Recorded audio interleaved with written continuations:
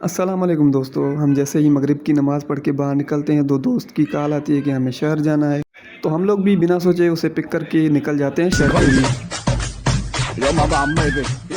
बल्लू तुम्हारी जेल से फरार।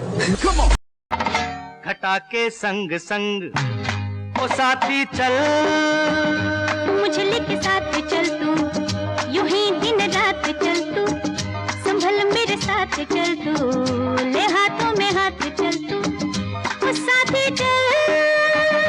मुझे लेके साथ चल तू, यूं ही दिन रात चल तू, संभल मेरे साथ चल तू, ले हाथों में हाथ चल तू, ओ साथी चल।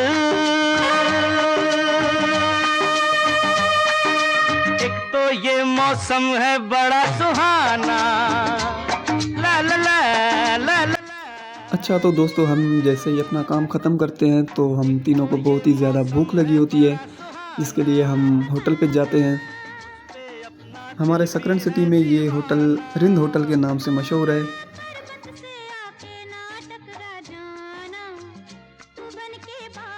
वहाँ पे पहुँचने के बाद हम लोग बैठ जाते हैं टेबल पे और वेटर को बुलाते हैं।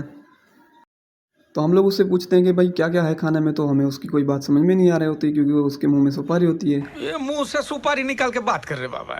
इसके मुंह में पैदाशी सुपारी है।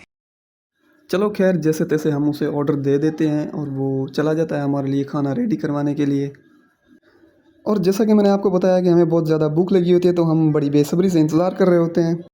ऐसे में हमारा ये जो सुपारी वाला वेटर होता है, ये हमारे लिए सलाद और रायता लेके आता है। सलाद तो बहुत अच्छी होती है लेकिन रायता कुछ खास नहीं था, लेकिन फिर भी न्याज ने तो छोड़ा ही नहीं उसको। अच्छा तो दोस्तों, फाइनली हमारी जो मेन डिश थी चिकन कढ़ाई, वो भी अब रेडी हो गई है। और जिसको खाने के बाद उसका जो टेस्ट था वो मजा आया।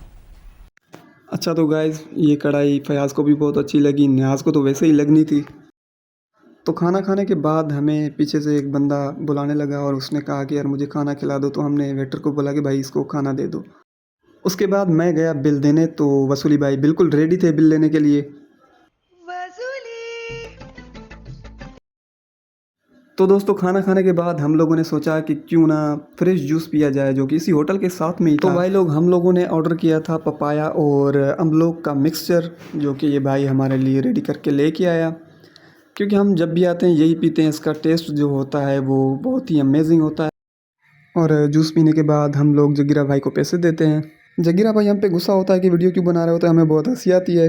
बहरहाल हम हंस के टाल देते हैं। उसके बाद न्याज कहता है कि मुझे छालियाँ लेनी है, तो वहीं पास में एक छोटी सी केबिन होती है जहाँ से न्याज छालियाँ लेता है।